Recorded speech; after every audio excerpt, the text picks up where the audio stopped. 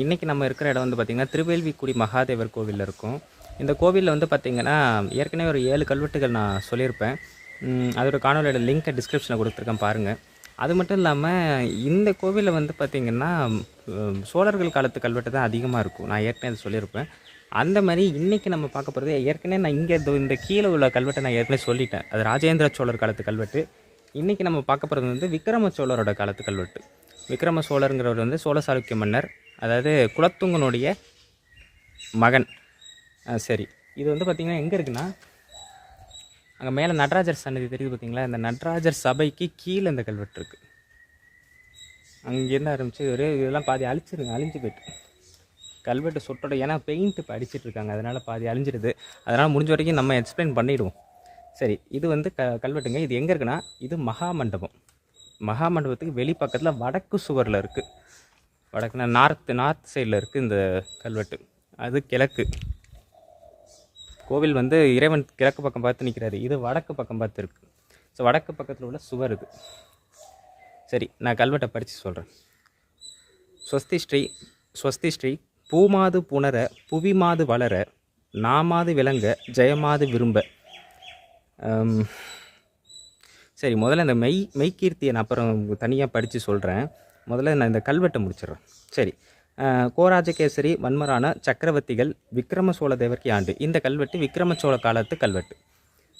4வது 1124ஆம் ஆண்டு கல்வெட்டு இது. ஏன்னா இவர் குலத்துங்க சோழன் வந்து 1070 1070 to 1120 50 வருஷம் அவர் ஆட்சி செய்கிறார். அதுக்கப்புறம் வந்தவர் தான் விக்ரம சோழன். எனக்கு இந்த மன்னர்கள் மேலே ஒரு பெரிய இது கிடையாது, இருந்தாலும் கல்வெட்டு எழுதியிருக்காங்க, அதனால சொல்லிடுறேன். மகர ஞாயிற்று சுக்லபக்ஷத்து, மகர ஞாயிற்றுன்னு வரும்போது இது தை மாதம் சுக்லபக்ஷம். ஐ திங்க் இது சுக்லபக்ஷமும் வளர்பிறை தான் நினைக்கிறேன். கிருஷ்ணபக்ஷம்னா தான் தேய்பிறை வரும். தசமியும், அது தசமிங்கிறது 10வது திதி, நவமிக்கு அடுத்து வரும்ல, தான் தசமி கூட அவங்க எப்படி சொல்லுவாங்க, ஷேன்னு போட்டிருக்காங்க, அதாவது கிரந்தத்தில் போட்டிருக்காங்க. தசமியும் ஞாயிற்றுக்கிழமையும் பெற்ற. அதான் இங்கே வந்தோடனே பார்த்த கல்வெட்டு தெரியுதான்னு ஒன்றுமே தெரியல. இதை நான் குறிப்பு எடுத்துகிட்டு வந்து படித்து காட்டுறேன் உங்களுக்கு.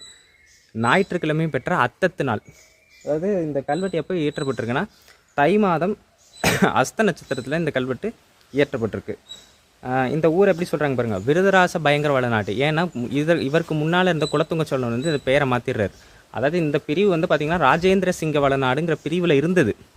அதை பின்னால் வந்து இந்த மன்னர் குலத்துங்கன் வந்து விருதராச பயங்கர வளநாடுன்னு அவரோட பட்டப்பெயரை வைத்து மாற்றிடுறாரு. இவர் எப்படி மக்களுக்கு நல்லது செஞ்சு போகிறது எனக்கு தெரியல. விருதராச பயங்கர வளநாட்டு, நல்லாற்றூர் நாட்டு. நல்லாற்றூருங்கிறது நான் ஏற்கனவே சொன்ன மாதிரி பக்கத்தில் உள்ள ஊர் பேர் நல்லாற்றூர். நான் திருக்கோடிக்காவல் கோவில் கல்வெட்டுலையும் சொல்லியிருப்பேன். எல்லாமே பக்கத்தில் இருக்கிறதுனால இந்த பிரிவில் இருக்குது. பிரம்மதேயம் பூலோக மாணிக்க சருப்பேதி மங்கலத்து சபையம். இந்த ஊருக்கு பக்கத்தில் இந்த ஊர்லேயே பார்த்திங்கன்னா பூலோக மாணிக்க சருப்பேதி மங்கலம்னு சபை இருந்திருக்கு. அது ஒவ்வொரு ஊருக்கு ஒரு பேர் இருக்கும். பூலோக மாணிக்கங்கிறது ஏதோ ஒரு மன்னருடைய பட்டப்பேராக கூட இருந்திருக்கும், அதனால் இந்த வச்சுருக்காங்க. அதே சபையினர்னு கொடுக்காம மகா சபையம்னு கொடுத்துருக்காங்க, அப்படின்னா பெரிய சபையினர். இந்நாட்டு திருவேல்விக்குடி உடையார், இந்த கோவில் இறைவன் இந்நாட்டுன்னு குறிப்பிடும் பொழுதே இந்த ஊர் வந்து வடகரை நல்லாற்றூர் நாட்டு பிரிவில் இருந்திருக்குன்னு அர்த்தம். திருவேல்விக்குடி உடையார் கோயில் எடுத்து கட்டியிலே கூட்டம் குறைவர கூடியிருந்து, அதாவது இந்த பூலோக மாணிக்க சருப்பேதி மங்கலத்தை சேர்ந்த சபையினர் இந்த கோவில் முற்றம், இந்த திருமுற்றம்ங்கிறது வந்து கருவறைக்கு முன்பக்கம் இருக்குது பார்த்திங்களா, அதில் உட்காந்து கூட்டம் குறைவர கூடியிருந்துன்னா சபையினர் எல்லாம் உட்காந்து டிஸ்கஷன் பண்ணுறாங்க. சபையினர் எல்லாமே உட்காந்து டிஸ்கஷன் பண்ணுறாங்க. அதை தான் கூட்டம் குறைவர கூடியிருந்து. பொதுவாக எல்லாரும் அம்பலத்தில் உட்காந்து, அம்பலம்னா அந்த பொது மண்டபம் இருக்குல்ல, அதில் பண்ணுவாங்க. இங்கே அந்த மாதிரி வசதிகள் இல்லை போல் அந்த நேரத்தில். அதனால் அவங்க எல்லோரும் உள்ளே உட்காந்து அந்த முற்றத்தில் கூடுறாங்க. என்ன முடிவெடுக்கிறாங்கன்னா, திருவாவடுதுறை உடையார், இந்த கோவிலை பற்றி நான் ஏற்கனவே சொல்லியிருப்பேன். அது இப்போ திருவாவடுதுறை ஆதீனம் இருக்குது பார்த்திங்களா, அந்த கோவில் தான் இவங்க சொல்கிறது. திருவாவடுதுறை உடையார் மூலஹஸ்தராகிய, மூலஹஸ்தர்னா மூலவர்னு அர்த்தம், மூலப்பரடையார்லாம் சொல்லுவாங்க கல்வெட்டில், அது வந்து மூலவர்னு அர்த்தம். சண்டேஸ்வர தேவருக்கு பொதுவாக கோவில் இறைவன் இப்படி தான் குறிப்பிடுவாங்க, சண்டேஸ்வர தேவர்னு சொல்லுவாங்க. சண்டேஸ்வர தேவருக்கு நாங்கள் விற்று தந்தை இறையிலி பிரமாணம் பண்ணி கொடுத்த பரிசாவது. அதாவது ஒரு பரிசு கொடுக்குறாங்க, அதை வந்து வரி இல்லாமல் கொடுக்குறாங்க. ஏன்னா கட்டும்பொழுதே வரியோடு கொடுக்கணும், பட் இவங்க வரி இல்லாமல் கொடுக்குறாங்க சபையினர். திருவாவடுதுறையில் திருவாய்மொழிந்தருள்ள, திருவாவடுதுறையில் திருவாய்மொழிந்தருள்னா ஆணை பிறப்பிக்கிறாங்கன்னு அர்த்தம். திருவாய்மொழிந்தருள்ளனாலே ஆணை பிறப்பிக்கிறாங்கன்னு அர்த்தம். திருமேனிக்கு திருக்குலத்துக்கு நன்றாக இவரை பூஜித்திருக்கும். அதாவது என்ன சொல்கிறாங்கன்னா, அந்த கோவில் இறைவனை நாள்தோறும், திருவாவடுதுறை கோவில் இறைவனான அந்த கோமுக்தீஸ்வரரை வந்து நாள்தோறும் தினமும் பூஜிக்கும் தபசியர், தபசியருங்கிறது தான் தபஹியர்னு கொடுத்துருக்காங்க. தபஹியருங்கிற வார்த்தை இருக்குது. தபஹியர் ராஜராஜ வளநாட்டு பறவை நாட்டு பூண்டி உடையான் நலகம் விட. இந்த பூண்டிங்கிற வார்த்தை வந்து இந்த பிரிவில் வருது, தஞ்சை மாவட்ட பிரிவில் வருது. ராஜராஜ வளநாடுங்கும் பொழுதே அந்த வளநாட்டு பிரிவு அங்கே வரும். பறவை நாட்டு பூண்டி உடையான் அழக விடங்க உயவந்தானான ஞானசிவன், அதுதான் அவரோட பேர். அந்த தபசியரோட பேர் வந்து உடையான் அழக விடங்க உயவந்தானான ஞானசிவன் அப்படின்னு சொல்கிறாங்க. இவர் என்ன பண்ணுறாருன்னா, இந்த ஊரில், அதாவது திருவேல்விக்குடி இந்த ஊரில், இவ்வூரிலே திருக்கேதாரம் என்னும் திருநாமத்தால் சிவலிங்க பிரதிஷ்டை பண்ண கடவராக என்ன செய்கிறாருன்னா, தினந்தோறும் அங்கே கும்பிட்ற அந்த மனிதர் இந்த திருவேல்விக்குடி கோவிலில் வந்து இந்த ஊரில் திருக்கேதாரம் அப்படிங்கிற ஒரு சிவலிங்கத்தை பிரதிஷ்டை பண்ணுறணும் அப்படின்னு விரும்புகிறார். அந்த கோவில்லாம் இப்போ எங்கே இருக்குன்னே தெரியல, நான் கல்வெட்டு சான்று இருக்குது. திருக்கேதாரம் என்னும் திருநாமத்தால் சிவலிங்க பிரதிஷ்டை பண்ண கடவராக அவர் வந்து அந்த சிவலிங்க பிரதிஷ்டை பண்ணுறதுக்கு ஒரு நிலம் வேணும்ல, அதை இந்த சபையினர் கொடுக்குறாங்க. பூலோக மாணிக்க சருப்பேதி மங்கலத்து சபையினர் கொடுக்குறாங்க. அதுதான் கொள்கிற நிலம் நாங்கள் விற்று இறை இருக்கதாக அடைக்கும் தர இறையிலி பண்ணி கொடுத்து மணவாள நம்பி சன்னதியில். இந்த இறைவன் பேர் மணவாள நம்பி. கல்வெட்டில் பல பேர் இருக்குது. மணவாள நம்பி, திருவேல்விக்குடி மகாதேவர், அப்புறம் திருவேல்விக்குடி ஆழ்வார், இப்படி பல பேர் இருக்குது. நாலோபாதின்னு கூட ஒரு பேர் இருக்குது, நிறைய பேர் இருக்குது. மணவாள நம்பி சன்னதியிலே இத்தேவர்க்காக இஞ்ஞான சிவர் கையால் நாங்கள் கொண்ட காசு என்ன பண்ணுறாரு, அந்த தபசியர் என்ன பண்ணுறாரு, அவர் கை காசு வந்து 20 காசு கொடுக்குறாரு. இத்தேவர்க்காக ஞான சிவர் கையால், ஞான சிவர் கையால்னா இந்த கோவில் இறைவன் சன்னதி இருக்குது பார்த்தீங்களா, அந்த சன்னதியில் உட்காந்துட்டு சபையினரும் இந்த ஞான சிவரும் என்ன பண்ணுறாருன்னா, இவர் ஞான சிவர் வந்து 20 காசை எடுத்து சிவன் சன்னதி முன்னால் சபையினர்கிட்ட கொடுக்குறாரு.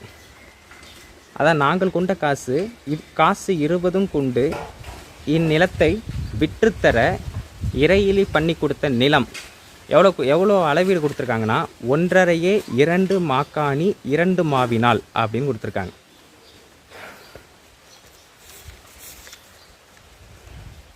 முதல்ல ஒன்று தெரிஞ்சுக்குவாங்க, 2 மாக்காணி அப்படின்னா என்னன்னு சொல்கிறேன். 2 மாக்காணிங்கிறது என்னென்னா, மாங்கனோடனே 100 கூலி அந்த இதை போயிடக்கூடாது, இது வேறு. 2 மாங்கிறது ஃப்ராக்ஷன், பின்னல்ல எப்படி சொல்லுவாங்க அப்படின்னா 1/10ன்னு சொல்லுவாங்க, அதாவது 10ல் 1 பங்கு. காணினா ஏற்கனவே சொல்லிக்க 80ல் 1 பங்கு. இது ரெண்டுத்தையும் இது பண்ணுங்க, கூட்டும் போது எவ்வளோ வரும்னா 80ல் 9 பங்குன்னு அர்த்தம். அதாவது 9/80, அது 2 மாக்காணி.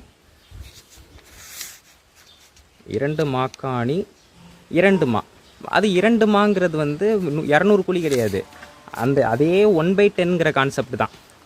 அப்போ இப்போ 1.5ன்னு சொன்னாங்க பார்த்தீங்களா, 1.5 மாக்காணி 2 மா அப்படின்னா 1.5ன்னா என்ன, 1/2. அப்போ அது ஃப்ராக்ஷனில் போட்டோன்னா 3/2. எல்லாத்தையும் கூட்டுங்க, 3/2 ப்ளஸ் 9/80 ப்ளஸ் 1/10 எல்லாத்தையும் கூட்டினா 80ல் 137 பங்குன்னு வருது. அதாவது 137/80.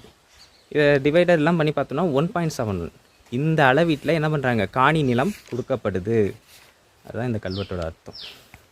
அதுதான் கொடுத்துருக்காங்க. 1.5 2 மாக்காணி 2 மாவினால் பலதரம் நிலம் அரைக்காணி முந்திரிகை கீழே மும்மாவுக்கும். இது வந்து அளவீடு கிடையாது. அடுத்து சொல்ல வர அந்த அரைக்காணி முந்திரிகை வந்து அளவீடு கிடையாது. அந்த மாதிரி அளவீடு வந்து திரும்ப திரும்ப திரும்ப கொடுக்குறாங்க. இப்போ இந்த 1.5 2 மாக்காணி 2 மானுங்கிற அளவீடை திரும்ப திரும்ப கொடுக்குறாங்க. கொடுத்துட்டு சரி மும்மா அப்படின்னா என்னன்னு மட்டும் தெரிஞ்சுக்கோங்க. அரைக்காணின்னா என்னென்னா, ஒன்றும் இல்லை, அரைன்னா என்ன 1/2, அதே காணின்னா 1/80. அந்த ஃப்ராக்ஷன் இது போட்டிங்கன்னா நியூமரேட்டர் சேம் ஆகணும், டினாமினேட்டர் சேம் ஆகணும்னா என்ன பண்ணுவீங்க, 41 இது 41/80. அதுதான் என்னது அரைக்காணி. முந்திரிக்கைன்னா என்னென்னா, இதை உட்காந்து மேலே மெனக்கிட்டு நேற்று உட்காந்து அதை வேறு எழுதுனேன், எங்காச்சும் தெரியல. முந்திரிங்கிறது என்னென்னா 1/320. 1/320. சரி, அரைக்காணி முந்திரின்னு வந்துச்சுன்னா அரைக்காணி தனியாக பண்ணக்கூடாது. அது எப்படின்னா, அரைக்காணிங்கிறது 1/160. 1/160 ப்ளஸ் 1/320 முந்திரிங்கிறது ரெண்டுத்தையும் நீங்கள் கூட்டுனீங்கன்னா 3/320. இது அரைக்காணி முந்திரி அளவு. மும்மானா ஒன்றும் இல்லை, 3 அதாவது 3 இன்ட்டு அந்த மானா என்னது 1/20, அப்போ 3/20 இதுதான் மும்மா. ஸோ இந்த ஃப்ராக்ஷன்ஸ் கொஞ்சம் தெரிஞ்சு வச்சுக்கிறது நல்லது. நான் அதை தனியாக இன்னொரு ஒரு வீடியோவாக போட்டால் இன்னும் புரியும். அது போடணுன்னு பார்க்குற டைம் கிடைக்க மாட்டேங்குது. சரி, இது வந்து அளவீடு. இப்போ இதுக்கான எல்லைகள்லாம் சொல்கிறாங்க. கீழ்பார்க் எல்லை ராஜராஜ வீதிக்கு கிழக்கும். இந்த ஊரில் உள்ள நிலம் தானே கொடுக்குறாங்க. அதனால் வந்து இந்த ஊருக்கு கிழக்கு பக்கத்தில் ஏதோ ராஜராஜ வதி மன்னிக்கணும், ராஜராஜ வதினா சாலை, வண்டி போகக்கூடிய சாலையை வதின்னு சொல்லுவாங்க. ராஜராஜ வதிங்கும் பொழுது இவர் மன்னர் பேராளர் ராஜராஜ சோழன் காலத்தில் ஏதாவது பேர் வச்சுருந்துருக்கலாம், இல்லை அவருக்கு பின்னால் வந்த மன்னர்களும் வச்சுருக்கலாம். அந்த சாலைக்கு கிழக்கு பக்கத்துலேயும் பூலோகமாணிக்க வாய்க்காலுக்கு, இந்த ஊர் பேரே ஆக்சுவலாக பூலோகமாணிக்க சருப்பதி மங்கலம் தான் சொல்கிறாங்க.